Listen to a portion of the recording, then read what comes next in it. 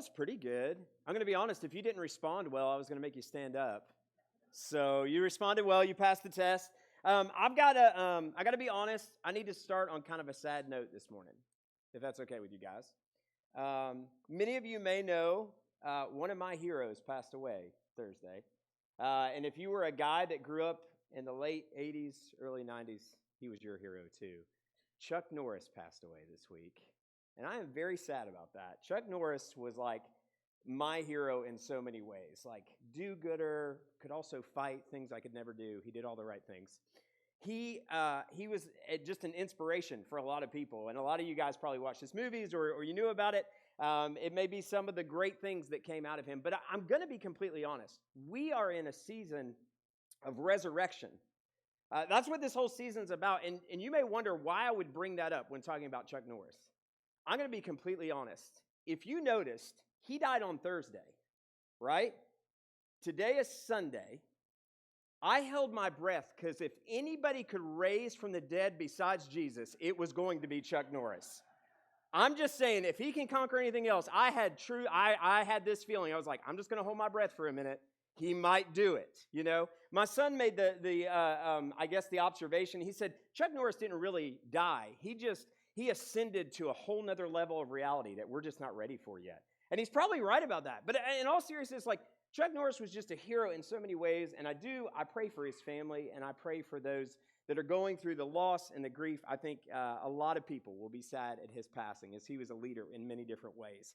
But, you know, as I said, we're in this season of resurrection, and this whole leading up to Easter is such an important time for us because one of the things we've been looking at is the actual story of Jesus' life, death, burial, and resurrection, and what that meant to the world, how it was the greatest, not only story, but truth ever told, and that so many people got to witness it. But in this series that we've been going through, what we've been looking at is how the witnesses of Jesus' death, burial, and resurrection, how those witnesses who were just ordinary people became extraordinary witnesses to the world.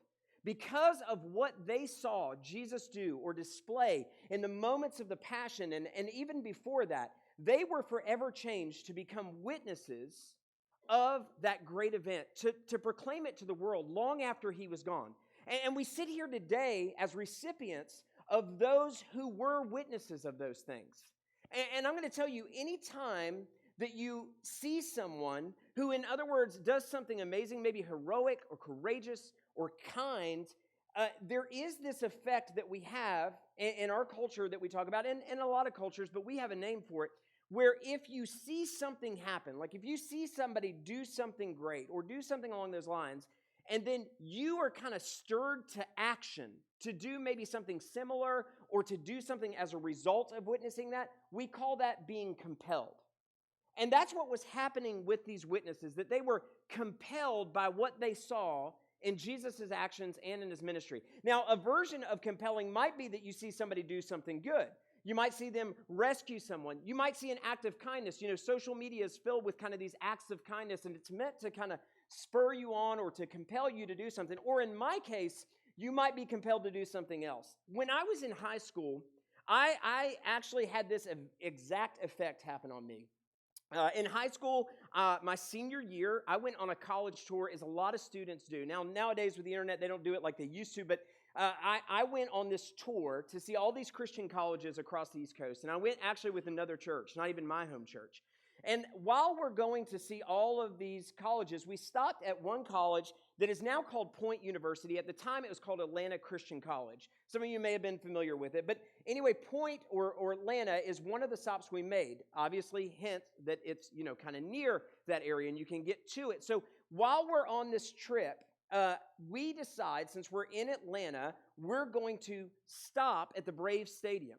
Okay? Turner Field. It looks like this. Maybe you guys are familiar with it. Okay? Turner Field at the time was where the Braves were, and we decided we were going to go there and just take a tour of the ballpark. And we kind of paid for like the bigger tour. So they took us to see everything from top to bottom. We saw the press boxes, the scoring box. We saw the box where you can rent out if you got a lot of money, just kind of see that display. We got to see the stands. They took us through the dugouts and the locker room. But then we got down to the field. And if you'll look, you can see where home plate is. And I stood right behind home plate. And there's a patch of grass. You see that patch of grass? Well, as we're going across there, the tour guide stops right in the middle of that patch of grass. And he kind of looks off to the side of the stadium, and he's talking about something. And I'm not really paying attention because I'm a teenager, especially a teenage boy, and my attention span's like 30 seconds long, even if it's cool stuff. I'm looking, and he's like talking, and all of a sudden, I look over to my friend, and my friend reaches down and goes like this. And I'm like, what in the world did he just do? Well, of course, curiosity goes there, and I sneak over when the guy's looking at it. I say, what are you doing? He goes, dude, I just stole some grass. I was like, you did what? He's like, man, I stole grass from the Braves field. I mean, don't you want that memory? I want to be able to show my kids one day, I've got turf from that grass. I was like, oh, he's right. And so I wait diligently, and I am compelled to then act. And so the tour guide's talking about something else, and what do? Stick it in my back pocket, start looking around. And I'm feeling good. I'm like, man, this is awesome. I'm going to have a memory to share with my kids one day of this Braves stadium grass, this turf that's here. And it's at that moment, I swear to you, the tour guide either had cameras watching us or he just knew, like eyes in the back of his head with teenagers. Because right at that moment, as I'm feeling good about everything, all of a sudden he says, I just want to thank you guys. You've been a great group of teenagers. Sometimes we get some teenagers in here that cause problems. For instance, I had a guy last week who, when we went down across the field, stole grass from the field. And I caught him doing it. And because of that, he had to pay $200 to have it repaired because it's a turf. And it has to be professionally done. It has to look good. That's what he says to us. Well, you know what I did? I tossed that grass. You have never seen something tossed so fast. There are drug dealers who do not toss their grass as fast as I toss mine. For all you guys that just laughed, there's going to be another sermon because you know what the joke was, right? But I'm serious, like I was compelled to act. Now, it may not have been a good action, but I'm going to tell you this, it was not worth $200 of a memory, right? So I threw it back down. I was compelled to do something, but that's what I'm talking about. When we talk about what these people saw, all of these characters, what they saw as they watched the passion of Jesus, something was stirred in them, and we know that because their stories tell us that. And the whole point is that we, even today, are still witnesses. Every time we retell the story of Jesus, there should be something compelled in us as followers of Jesus to actually be witnesses of that, to testify to the world of what we learned from Jesus and what he was witnessing to the world, what he was testifying about. And that's what this whole thing is about. And so today we're going to continue with another story and actually some more characters that witnessed something about Jesus. Now, if you took my challenge last week, let's see if you remember it. My challenge was to bring your Bible through this whole series. And the reason I want you to have it is because if you're going to testify to the story of Jesus and what it's all about, you cannot take my word for it. You've got to know the story. I cannot stress that enough because we're going to jump all around at different times. But here's the thing. If you've got your Bibles, go ahead and get them out. And I want you to turn to John chapter 19. It's going to be the fourth book of the New Testament. It's John's account of the gospel and the story of Jesus Christ. And we're in John chapter 19, verse 26 through 27. And let me just set the scene for you here. Jesus is on the cross. We are already in the midst of the crucifixion. In fact, we are towards the end of the crucifixion. Jesus is preparing actually to give up his spirit fully. He's preparing to die. But I want you to look at what actually happens when he's preparing to do that and what actions he takes. When Jesus saw his mother and the disciples, whom he loved, standing nearby, he said to his mother, "Woman, behold your son." And then he said to the disciple, "Behold your mother." And from that hour, the disciple took her to his own home. Now, this is a very simple text, but it's an interesting interaction. I want you to look at the characters that are involved here for just a second. Jesus is on the cross. He's dying. He's giving up his last final breaths. And I want you to notice who's present, okay? You don't see the 12 disciples. That's one thing. But who do you see? you see some women, and then if you read back far enough, you'll notice there were three specific women that are mentioned at the foot of the cross. Three specific women that are also disciples. I want you to remember that. We often say disciples and we only think the 12. Jesus had a lot of disciples, okay? But there were different levels of discipleship. But there were a lot, and these women were some of his disciples. They were also some of his biggest financial supporters, if you didn't know that. That's what's amazing about them. But here's who's there. It's Mary Magdalene, it's Mary, his mother, and Salome, who is actually James and John's mother, okay? They're all present. And this is a big deal because they are showing a lot of courage to be there at this moment. A lot of courage. Now, some people say, well, they were women. People didn't really pay attention to them. No, here's what I want you to understand. Those women were extremely brave because in the fact that they were women, they were the easiest to arrest, try, and kill for no reason, and nobody would question it because they were devalued in that society. So for them to risk it, to be at the foot of the cross and proclaim in sorrow and in tear that this was the man they followed, this was their rabbi, this was a huge act of courage for them. And we often overlook that because they could have easily been convicted and tried just for being followers of Jesus. The Jewish priesthood was already out to kill any of his followers and to arrest them the same way. That's why the 12 aren't there. So don't tell me they're not courageous. These women are huge, huge heroes in the faith that easily get overlooked. But there is one disciple there. It says the disciple he loved. And I want you to hold on to that. I want you to think. But here's what I want you to notice. What does Jesus do in his final breaths? He could have complained about things. He could have had an army of angels could have come down. He could have preached. Whatever he wanted to do. Here's what Jesus does do in his final breaths. He shows care for his mother. He shows care for someone who is vulnerable. Why is his mother so vulnerable?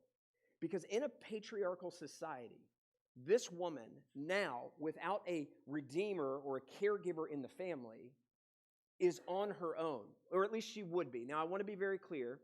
Jesus was her oldest son. Obviously, she had a husband. We know that, Joseph. They're both dead. Yes, Jesus did have other brothers, but she's still vulnerable. If they choose not to take care of her or redeem her, remember some of his brothers and even sisters, they didn't believe. They weren't followers, at least not yet. Later, some would become that. But just keep that in mind. They didn't have to redeem their mother. So she's vulnerable. If she doesn't have somebody to care for her or to help pay the bills for her or provide food or security or shelter, she's on her own. On top of that, even if you just set that aside, here is a woman in deep grief who is going through sorrow. And Jesus looks to her, and look at what he says. He says, "Woman, behold your son." Now, I'm going to tell you right now, guys, do not say woman to your wife or to your mother right now, okay? But in this moment, woman was a term of endearment. In fact, whenever he's speaking to his mother, it's an act of respect to her. And he sees her as vulnerable and knows that what she's witnessing is a fulfillment of everything the angel promised when it was proclaimed that he would be born to her.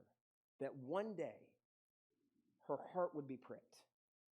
That she would be sorrowful, overwhelmed with sorrow because of what she would witness. Why is Jesus saying this? Because Jesus is saying, behold the fulfillment. Behold the promise that was given to you. And in a way, it's encouraging, but it is still sorrowful from the human standpoint. And he's worried about her. She is vulnerable. And that showed Jesus' willingness. Now, there's someone else there. I said there's another disciple, and it's listed as the disciple that Jesus loved, the one that Jesus loved. What is he witnessing? What is he seeing? What he's witnessing is Jesus' call to care for the vulnerable. Jesus' call to care for the vulnerable. He's witnessing that, but that is also what he will have to witness one day. But let's look at this for a second. How do we know who this is? Is there any way to identify who this disciple is? And what is it that he's actually learning? As I said, his witness was Jesus' call to care for the vulnerable, which is seen in his mother. And that's why he says to this disciple, behold your mother. He's calling him to say, this is now your responsibility. So who is this disciple and what makes him the one to now see Mary as his own mother, to care for the vulnerable, why does he have to pick up this cross in a sense and redeem Mary? Well, there's a couple of things to know. Number one, we identify who this is. How do we identify? It's mentioned in this gospel a couple of times, the one that Jesus loved. Does that mean Jesus didn't love his other disciples? No. It's not what that refers to. As I said, Jesus had a lot of disciples. He loved everyone. But now the truth is, we have different levels of love, right? And we have different levels of friendship. So what he's referring to here is someone who is very close to him. And we would call this philo, or brotherly love. And that's what he's referring to. He's seeing this person as his brother and saying, take her as your mother, redeem her, care for her. This is a call to him specifically. But who is this? Well, in all of these occasions, we know that there are different levels of disciples, those that were closer to Jesus. You had a large following all the way out to 72, actually 400 at one point at his resurrection. He appears to over 400. Then he knows that he has 72. But then as you go down, he has 12 disciples that are even closer in a closer ring. But there were 3 that were in the inner ring that he almost refers to as like brothers through this ministry and through this gospel. Let's see if you know who they are. Do you remember who they were? There were 3. I'll give you one. Peter. Do you know the other 2? James and John, right? Peter, James, and John were the 3 that were closest to Jesus that he kind of had this brotherly connection with. Now, here's what's important. If it's one of these disciples, the one that he loved, is it Peter? Well, no, we know it's not Peter because in the resurrection story it says Peter and the disciple that Jesus loved. That's one of the other uses. So we know it's not Peter. I'm sure he did love Peter in that same way, but that one is identified. So we know it's not Peter he's talking about. There's one other time where this is used, and James is already dead. John's brother, James, is already dead. So it says the one that Jesus loved, and it doesn't refer to James because James is already gone. So it wouldn't have said the one loved if James was already dead. So who does that leave, church? John. So our disciple that sits here at the cross is John. And we know that he cares for Mary in this way. But why is John the one that's chosen, or thought to be the one that's chosen to do this? Well, there's a couple of things that made him qualified. Number one, as I said, he sees him almost like a brother.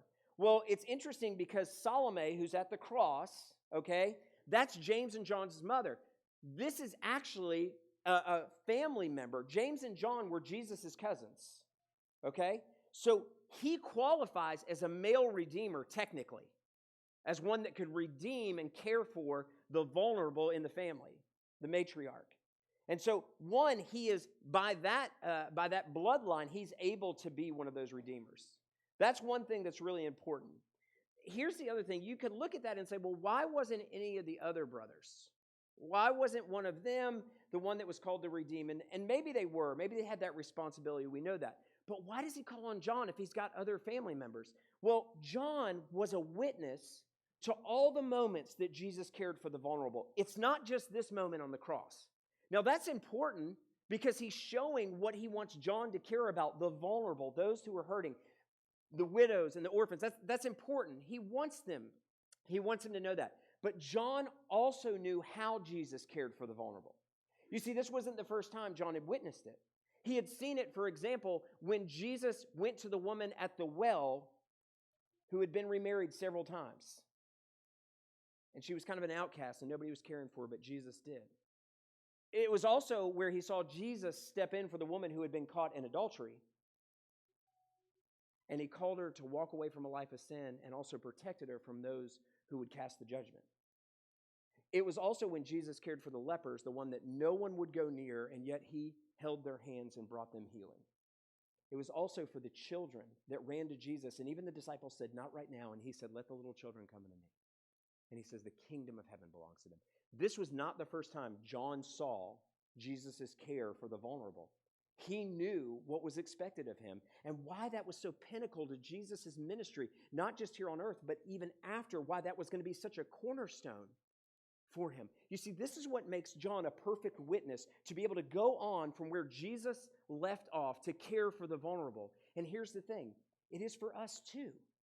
Because later, what we realize is that this was the very pinnacle of what would be called the Christian religion. How do we know that?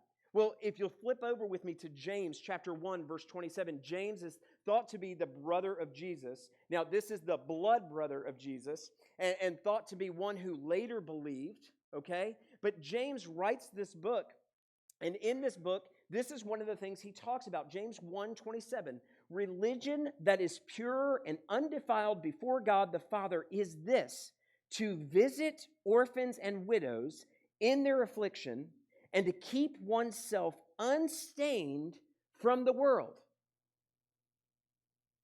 The very basis for what we say is our religion, Christianity, is founded in the care for the vulnerable. Right up there with staying pure and righteous, right with God. That's what James is pointing to. He's saying, if this is who you claim to follow, you see, religion means, by definition, it is a belief system. It's a belief system that you adhere to. And he's saying, if this is what you adhere to follow Jesus, then you have to have the heart that Jesus had, and that's to care for the vulnerable. And the vulnerable in that society specifically were the orphans and the widows. And he says, this is the very basis of what you claim to believe. We know that John took care of her because he answered the call. Remember what it said. From that hour, the disciple took her to his home, his own home. That means he cared for her. He answered that call. This was his belief system. This is what he proclaimed, what Jesus lived and died for. That's what he proclaimed. And that's important because that's what we're called to do. But here's my question. Is it our belief system? Is it truly our belief system to care for the vulnerable? Do we really do that? As we look around, I'm just going to be honest, and I need you to understand that, yes, I might get excited, I might fuss a little bit here, but I'm yelling at myself too. The truth is, we live in a culture where we say, pick yourself up, get over it, dust yourself off, figure it out. And I want to be honest, yet there are times where that is the case, and we should. I don't want to belittle that. God has given you a brain. He's given you physical abilities. He's given you the opportunity to do the best you can for your life. So yes, there are times when you need to get up and you need to dust off. But I'm also very honest and say we use that as an excuse as why we don't care for the vulnerable. We say, have them figure it out. We don't need to help them. They can do this. It's for their own good. We use all kinds of things. We stand behind guards, things like our politics, our personal beliefs, our social agendas, and we say that's why we don't care for people. Meanwhile, there are vulnerable people by all different types of definition who are not just orphans and widows that we are watching die in the darkness without hope because we refuse to move. Because we refuse to move. It was never God's plan for His church to not care for the vulnerable. It was at the very core and the foundation of what He wanted us to believe. And so, yes, the vulnerable at that time may have been orphans of widows, and it may be today. But it could also be those who are homeless. And maybe they didn't choose that life. I met a woman who had a doctorate in Atlanta, a doctorate in psychology, who, because she had a mental snap, something she could not control, she was living on the streets with her child. Don't tell me that she did that to herself, because it could have just as easily been me. I've met people who are disabled, and because of government regulations, they can't work, or they can't get enough support, or they can't help, and they are fully disabled, and there's nothing they can do about it, even if they try. And they are without hope. I've met people who in many ways are in dangerous situations and are just doing the best for their kids. And because of boundaries, because of lines, we're not willing to care. I'm going to be honest, no matter how you feel about any conflict, any war, there are innocent people in it. I have my own political views. I have my own thoughts. That's not what I'm talking about. I'm talking about there are innocent people in every conflict. There are kids, and there are mothers, and there are fathers just like you that are sitting here who didn't choose anything, but now they're in the midst of it, and they're vulnerable, and they're just looking for someone to care. You can put aside all your political ideas if you will just look at people and love them the way Jesus did. Now, you can have the debates and viewpoints all you want. I'm not saying those are wrong. You can have those. I don't want to dismiss them. That's fine. But remember the human side of people who are vulnerable.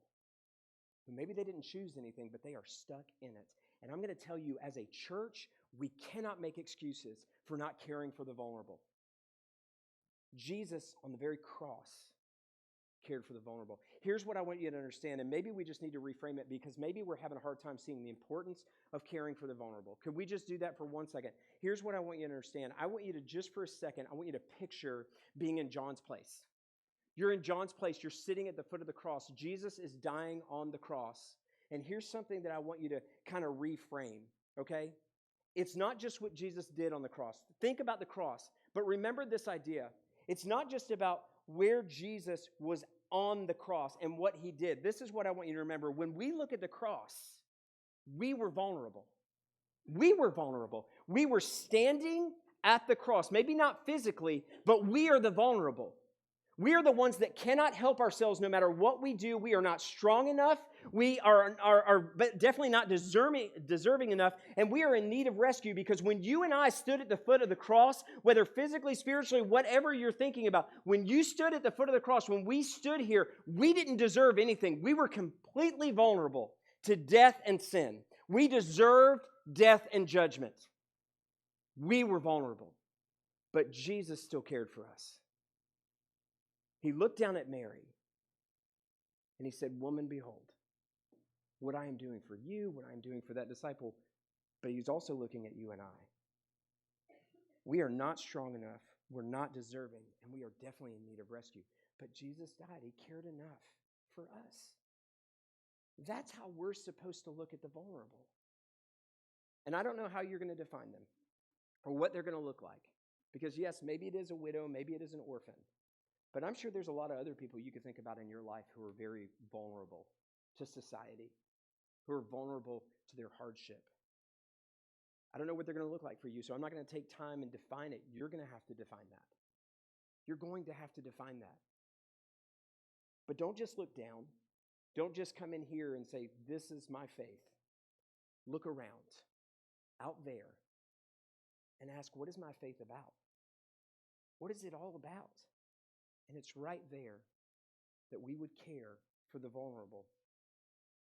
And so maybe what's holding you back? Maybe we just need to get rid of some excuses, because I think sometimes why we have the excuse of why we don't do anything is because we look at it and we say, yeah, that's somebody that's vulnerable, but I don't know what to do. So let me make it easy. We're going to make it easy this morning. Can we do that?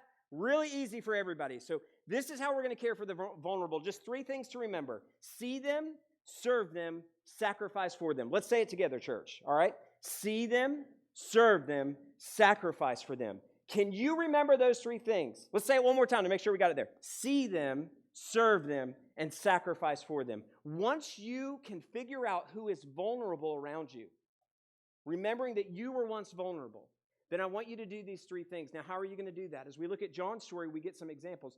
First of all, the importance of seeing someone. Why is it so important that we see someone? It's important that we see someone because often the reason people are vulnerable is because people have stopped seeing them. And what do I mean by that? By actually looking at the person and knowing that you see they're vulnerable or they're hurt, that means the world to them. For example, it might be someone who's going through a difficult time. Maybe they've lost someone, right? And you making the phone call and saying, "Hey, what can I do for you? Is there anything? Can I just be with you? Can I just listen?" Maybe it's somebody at work you know that's going through a hard time and you can invite them out for a cup of coffee and you're saying, "I can tell you're struggling. What's going on? What's going on?" Maybe it's more than just coming in here on Sunday mornings and saying to somebody, "Hey, how's your day going?" And they say, "Great," and you know it's not, but you don't want to get dragged into a deeper conversation. Maybe it's actually coming around them and putting your arm around them and saying, "Hey, I'm here. You look like you just need a hug today." Maybe it's identifying those things. That's what it means to actually see them. And when you see them, they know they have value because someone has stopped in the middle of their day to acknowledge they still exist and they still have value. And I know there are people in this room right now, because I've had the conversations, that are sitting here brokenhearted. And they need people to see them. And maybe that's why they're coming in here, is hoping someone will see them. So we have to see them. John saw that Mary was vulnerable because Jesus said, "Behold." He wanted him to see her and know that. And she knew she'd be cared for from that time forward. Here's the second thing, to serve them. What's it going to look like to serve them? Look for ways that you can serve that person. When you know they're vulnerable, maybe it's just an overwhelming thing going on in their life, or they're going through a difficult period. Can you take them a meal? Can you call them? Can you write them a letter? Can you help them? Maybe you have someone in your community who simply needs something built, like a wheelchair ramp, or they need something repaired at their house, or a paint job, or something going on. Is there something that you can see and take a moment to serve them? John served Mary because Jesus served him. Jesus washed John's feet. He led him. He cared for him. In the same way, he's saying, I want you to do this for others, including my mother at this moment, who is now your mother. And we know that John had to do those things. John, in a sense, picked up where Jesus left off. But it wasn't just because Jesus did it. It's because it was the call of the gospel on his life. And it's the call on our life to serve others in this way. Now, how do you serve? There are so many ways. I listed a couple, but maybe you're looking for a way even here. There are a lot of different ways that you can serve right here to start out of the church. It doesn't have to be in the church. It could be things that we're doing out of the church. We have a great outreach team that does service for different things, different fellowships throughout the year. We have a huge area of kids that need volunteers to go on trips with them, right? Maybe it's camp. Oh, that's a big one. Camp. I'm going to tell you right now, John's getting ready to do a week this summer for middle schoolers, and he needs volunteers. So this is a shameless plug. Serve those kids. And you may think, why do I got to give up a week on my vacation to do that? I'm going to tell you right now, I can make this guarantee on your life. You will be exhausted. You will be frustrated, but you will be impacted by working with kids. 100% I can make that guarantee. You will be impacted. So you can see John if you want to serve in that way. We've just started a thing called the care team here. It's a group of people who simply, we have a group text that goes on, and a text goes out of something or someone in need, and one of those people will answer that text and say, hey, I'm going to go visit them. I'm going to call them. I'm going to check on them. Because I'm one person, I can't get to everybody, but we have an amazing group of people who have said, I'll be willing to answer that call, to go care for the vulnerable, to serve them. And so maybe you want to be a part of that. And if that's the case, you can come see me. That's an easy thing to add you to. There are so many ways you can serve, just like John served Jesus' mother and now his mother. If you serve the vulnerable, they know they are worth someone's time. Here's the last thing, sacrifice. You're going to have to sacrifice. The truth is, the cross was not something that was comfortable. It was something that required sacrifice. And Jesus did that for you as you stood vulnerable to sin and death and the conviction upon that. John had to sacrifice a lot. I'm willing to bet John probably had some other plans besides caring for Mary the rest of his life, but he sacrificed that. I'm sure he sacrificed his time and his money, and the same is going to be true for you. If you want to care for the vulnerable, you're going to have to sacrifice some things like your time, your energy, maybe your money, but that sacrifice is worth it. It's worth it because it is the very foundations of what we're called to. We don't just pick up caring for the vulnerable because it's what Jesus did. We do it because it's the very call of the gospel and of this entire story to care for those that are vulnerable. The reason we care for the vulnerable in this way is because on the cross, we were vulnerable, and Jesus cared for us. So who is it that you look on with the same compassion that Jesus looks down on you from the cross and says, I know you're not strong enough. I know you may not be deserving. You may not have the energy or the right situation, but I love you, and I'll see you, serve you, and sacrifice for you. Can you answer that call to testify to the world what Jesus' life was all about? I think we can. There's only something holding us back. It's our desire to answer the call. And we have to be the church that answers the call. The world is waiting. When we see, serve, and sacrifice for the vulnerable, we don't just help people. We become witnesses of the cross. You and I are called to be witnesses of that story. And it is time for us to testify that truth to the world. But it's going to start with you taking action. And I don't know where you are today, but maybe God is calling you to that action. And I want to tell you, as the band comes forward this morning, I'm going to be up here at the front. And if you just need prayer, maybe you're at a place where you're vulnerable and you just need prayer, I want to pray with you. If there's more people waiting to pray, I've got other deacons and elders that are in this room. They might come forward and pray for you if I'm praying with somebody. If you want to start a relationship with Jesus and know what his story truly changed and how it can change your life, and I'm going to be waiting for you. If you just want to ask, how do I start caring for the vulnerable? We'll answer that question. But let's do this together, church. Let's not sit on the sidelines. Let's be the witness God called us to be. If you all would join us as we sing this last song together.